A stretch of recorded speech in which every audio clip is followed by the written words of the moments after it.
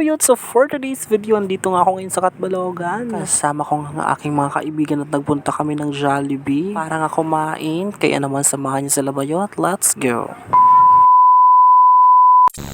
So ngayong araw nga ay nandito ako sa Catbalogan at dahil pauwi na din naman ako sa amin kaya naisipan ko na rin puntahan ng aking mga kaibigan at magpunta kami ng Jollibee. Dahil nga matagal-tagal na rin kami hindi nagkikita-kita simula nga nung kami ay lumipat doon sa aming baryo at ngayon lang ulit kami nagkita-kita ng tatlo. Ngayon nga lang din kami na kumpletong lumabas kaya ayun nga at nagbanding muna kami bago ako umuwi doon sa baryo namin. Pagpasok nga namin ay agad na kaming nag-order ng aming pagkain. Mix and match nga lang yung in-order namin kasi yun lang naman ang afford namin sa ngayon. After nga namin mag-order ng aming pagkain, ngayon naman ay maghahanap kami ng lamesa at upuan na pwede naming upuan. Akala nga namin ay wala ng mga upuan kasi napakadami talaga ng tao ngayon. At buti na nga lang ay mayroon pa palang isang table na wala talagang nakaupo doon sa may bandang gilid. Kaya ayun ay nakaupo naman din kami kaagad pag akyat namin sa taas. Ngayon naman nga it's time to get our food sa counter. Kaya ayun at bumaba si Bayot para kunin na ang food. Habang kumukuha nga ako ng food or nag-aantay na maklaim yung order ko ay talaga namang may lalaki dito. Diyos ko day. Kuya, huwag pa masyakit. Char. Shoutout nga sa'yo kuya. Talaga namang napakagwapo mo.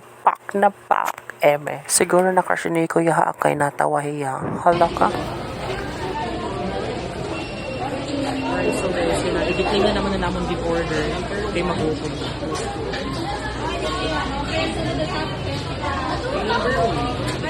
Pagsaka naman nga di ginatag ko nalatan mga pagkaon na ira kay para makag-start na kami pa nga kay magutom na.